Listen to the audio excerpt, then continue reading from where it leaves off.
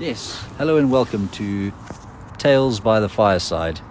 This is my co-host Jonathan, and he'll be telling you a wonderful story of jubilation, broken dreams of Leinster.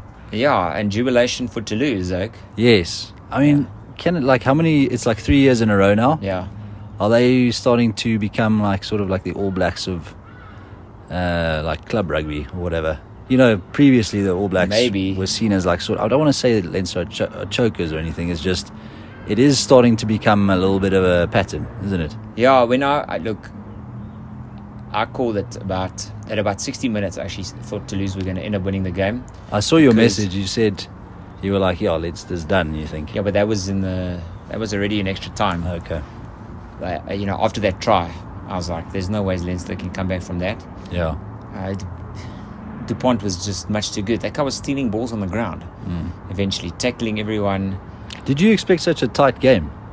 Yeah, I did. I thought, because the whole of the Champions Cup seems to be like high scoring games. Well, you just got two very evenly matched teams. I think you got the two best teams in the world, basically. And so it was good that it was tight. But Leinster, I think Leicester lost it for themselves as much. I don't think Toulouse necessarily won it, if you know what I'm saying. But I think Leicester. I think there were three moments for me where Leinster lost this game. One was when they gave away the yellow card.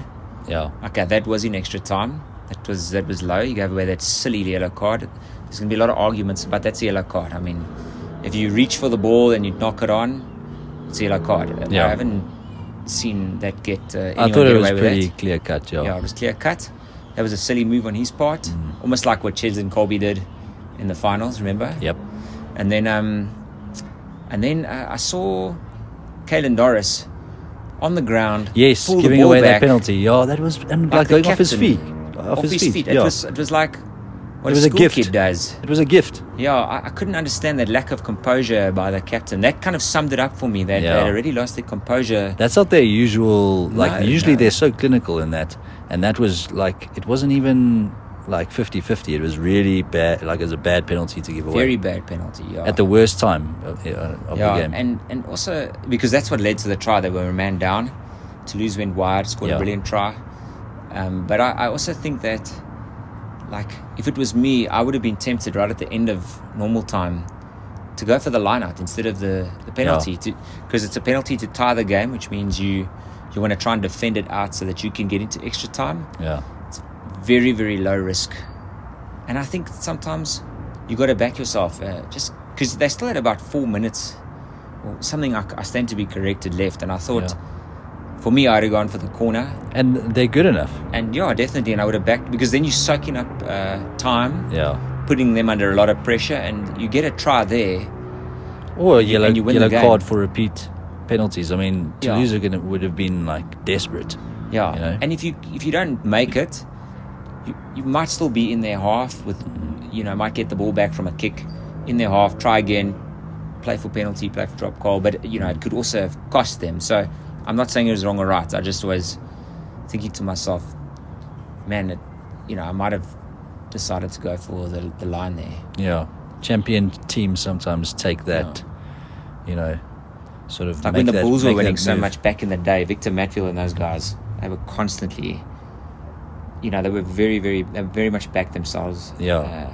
But it doesn't work in all situations, and it's calculated, and I don't think it cost them the game or anything. I think the moment was right for it. I think they could have, like a maul over try. Yeah. And their forwards are looking good. They were scrumming well. They were scrumming very well. I'm going to say something controversial about Leinster, though. Okay. Leinster, to me, are a team who are on the sum of the players is excellent. Yes. The sum of the players is excellent, but I don't see a single player in the team necessarily that's like a complete prodigy. Josh van der Flair came close at one stage. When he came on, he was brilliant. But he's fading for me. He's good, but but think about it. He was better 2 seasons ago. Yeah, they don't have like a Bowden Barrett, or like a Mwanga, or like a Cheslin Colby, or a Kirtley, like a serious game breaker. DuPont, or a something. They just don't have that guy that, like, if your structured attack play pattern doesn't work, you don't have a guy even like a Damien Willemse who's just gonna do a step, create a bit of magic, and then you're away. It just doesn't feel like they've got that kind of player, unless I was confused because Toulouse's defense was so damn good. I don't know. Yeah. Sheehan's like a bit of a game breaker. He scores but I'm talking about in the backs. Yeah. Sheehan to me is close to being the best hooker in the world. I would say. So all their players are brilliant. James Lowe's not like he's a good finisher, but he's not like he's not going to do something outrageous. He doesn't have outright pace, and he can't step a lot. But he's a classic. He's strong. He's strong with ball in hand, and he runs over guys. But maybe that's why. Like to me, that's looking at it from a neutral perspective. Because I wanted to Leinster still, and I was rooting for Leinster. I really wanted them to beat Toulouse. Yeah. But I didn't feel like they had an X factor. Like when they found a team that could match them. They seemed very matched. Yeah, they didn't seem like necessarily the better team on the field, sort of thing. But it could just have been finals rugby. But they, we've come to we're used to like a certain standard from them where it's just outrageous, Yeah, but then they met their match, and I think they were amazing. Well matched. Look, James Ryan came on. I thought he was excellent. But they had opportunities, guy. They got in well. They got close to the try line a number of times, and then the ball got a lot of conceded turnovers. Yeah. And I felt like that's where actually Toulouse won the game. In the end, Toulouse's first of all, they scored every time. It felt like every time they got into the Leinster 22, and also I felt that they were excellent over the ball and in the ruck. I mean, there was a few where they rucked over Leinster easily. Went right through them, got over the ball, stole the ball. Also uncharacteristic from Leinster. Usually they're so precise with their protection of the ball and that sort of thing. Yeah, and I don't think it's a match temperament thing or anything like that. I just think they weren't able to convert their opportunities, and then I think they were looking for at the end there for a game breaker, which they don't have, because I don't believe that Ross Byrne is a world-class fly-off. And I think that maybe Leinster need a world-class fly-off. I'm like a Crowley. I've been singing Crowley's praises for the last couple of... Yeah, Crowley I think is much better than for the Byrne. last season. But Byrne is he's a little bit average. He's super average. He's a decent fly-half behind an amazing pack. Yeah. Sort of like... Okay, he's better than Chris Smith, but like Chris Smith has a pretty decent pack in front of him, but I don't really rate Chris Smith that highly. He's not like he was saying, like Bowden Barrett or Dan Carter or Morne. I think that's where Leinster's, once they lost Sexton, because Sexton used to be able to read the game so well, put guys in space, and you felt like he was a bit of X factor. But I think that it's still a similar result. I mean, to the last 3 seasons, isn't it? No, for sure. So, but I just felt like... what do they need? What do they... I don't know, because like they got Jacques Nienaber, who has now pulled it through with the Springboks, and so maybe it's not a mental thing. I don't know. Where do they go from here? Do you know what I think they did? Some guy I was watching another video online, and I think the guy made a good point. I think they tried a bomb squad because they kept some of their top players on the bench, like Van der Flair and James Ryan and these guys. Backfired a little bit. They probably should have started with those 2 guys. Yeah. Jason Jenkins. Why did they bring him on so late? I don't understand. Like Van der Flair, I mean. Yeah, and he had a big impact as far as I'm concerned. Yeah. He looked excellent, but even as a South African, I'm not a huge fan of Jason Jenkins. I don't think he's the world's best lock, and I think James Ryan's better than him as a player anyway. Definitely.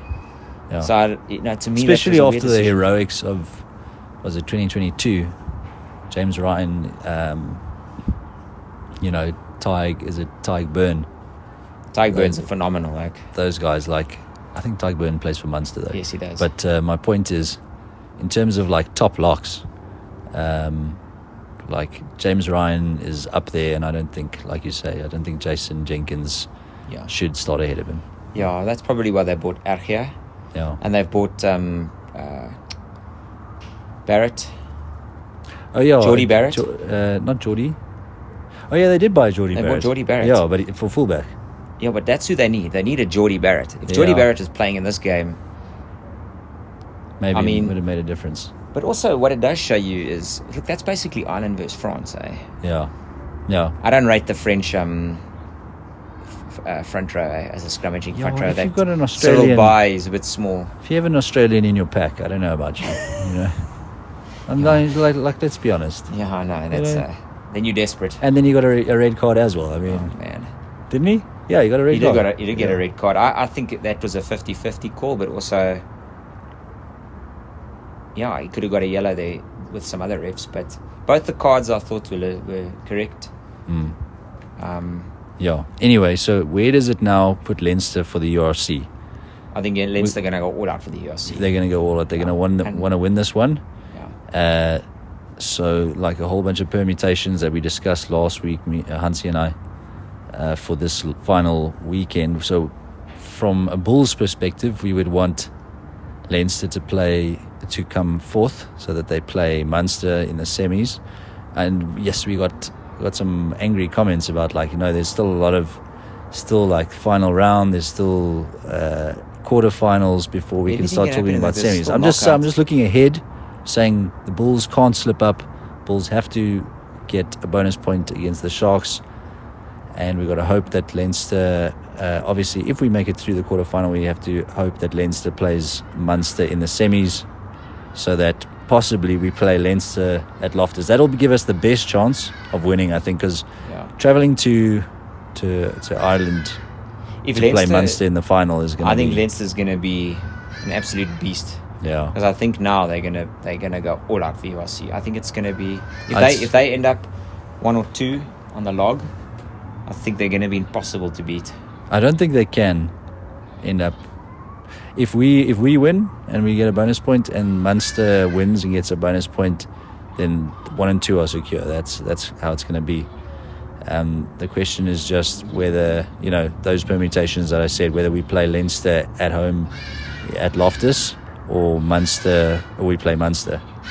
So I'm not making assumptions. I'm saying best and worst case scenario for sort the of Bulls. thing. It could be that we lose against the Sharks this weekend. You're talking about for the Bulls. For the Bulls specifically. It could be that we lose this weekend, that we play someone random, we play like the Stormers in the quarterfinal and we get knocked out in the quarterfinal. I understand that. I'm saying on a good best case scenario, if we won a home final, if we want the best chance of winning the championship, we got to hope actually for Leinster to beat Munster, and then we got to hope that our home ground advantage can take us through. But who are Munster playing in the final round of the URC? I have forgotten. Because Munster need to lose, otherwise Munster will go to the top of the log no matter what. They are top of the log, and I don't think we can catch them. Oh, they're 2 points clear of the Bulls. Yeah, they are. So you can't catch them even if they win. I don't think we can catch them. Yeah. Munster looking sharp again, eh? Yes, you guy. Yeah, they're looking like a. They quietly went about their business and just ended on the top of the log. It's so irritating because the beginning of the season, and people have reminded us that they had many injuries. I think it was Archies Snyman, and they lost Jason Jenkins to Leinster for what that's worth. Sorry, and then you mean Archies Snyman? What did I say? Jason Jenkins. Archies Snyman plays for them currently. They've lost Archie to Leinster. Yeah, no, but I mean, at the beginning of the season, Archie was injured. Yes. And I'm just saying from a South African perspective, and there were a whole bunch of big Irish names that were injured. I can't remember their names right now, but they had lots of injuries, and so that's what created the situation. Now, basically. And they beat us. Remember, they came to Loftus. They won. Yeah. It's a great team. Anyway, guys, hard luck to the Leinster fans. Yeah, I was definitely sitting on my couch here, shouting, rooting for Leinster, so it was a disappointment for me. I think the commentators completely overreact after that game. One guy said DuPont is the best rugby player he's ever seen in his whole life. Yeah, he said that. Yeah. I would say that's a massive statement, because they're forgetting about guys like Dan Carter and Rich McCaw and Brian Urbana. There's a lot of guys. Yeah. So I just think that sometimes it softens the blow of the loss to start calling the other team the best team you've ever seen in your life. Yeah, it's a mental way to deal with an immediate loss. He is certainly one of the best players of our generation. Yeah. And he would make any international team. Look, winning a World Cup isn't everything, but I think if France had won the World Cup, maybe we would have, and with Dupont having had that injury, that fractured jaw, whatever it was, and like playing a big role in getting them to the final and winning the final, maybe we would have spoken differently. But we haven't seen enough of him in the Southern Hemisphere. Yeah, but from what we've seen, he's amazing. He is very, very good. Very, very good. It is so. You can tackle that guy as hard as you want. He doesn't break. Yeah. Anyway. Except if you're Namibian, then his jaw breaks. Yeah. Yeah, I know, for sure. But Namibia's got nothing to lose. They just go they're just ridiculous like, into tackles. But anyway, then also well done to the Sharks. Yes, winning the Challenge Cup. Yeah, the Challenge Cup, yeah. Yeah, and it was a comprehensive victory in the end. It actually came as a bit of a surprise, because the Sharks are a little bit of they're a bit of a flaky team in knockout, in like finals. I mean, how many finals have they made it to in Super Rugby, etc.? But they've got the experience now. They've got a great front row. They've got, I think, Pepsi Buthelezi becoming a better player. Yeah, he played. That was a good try he scored. And I think if Afalele Fasi doesn't make the Springbok squad, I think he will feel very unlucky. Yeah, he does have like a bit of an X factor there. But he's been excellent, especially with Damian Willemse now the whole injured. Season, basically. Yeah, Willemse injured like he's going to be out of the Ireland series. What I would do season. is I'd pick Tyrone Green from Harlequins just to give him a cap, so that he doesn't end up playing for England. It looks like he might. Yeah, he's the top player in the Premiership. Yeah, he's like one of 3 South Africans that are like seen as like. Just pick those guys, give them caps, so that they don't have to play for England. Yeah, especially because we're playing like Portugal. Exactly, exactly. Play Tyrone Green against Portugal. Anyway, well done to Toulouse, though. Yeah, well done to Toulouse. Sure. Sorry, condolences to Leinster. And let's see what happens with the URC. They must really rate Kinghorn if they pick him over Ramos. Although I'm not a huge Ramos fan either. I think all he can do really is kick for posts. He can kick, yeah. So Kinghorn, I think he's a better player. But anyway, all right, Tax. Cheers. Lekker.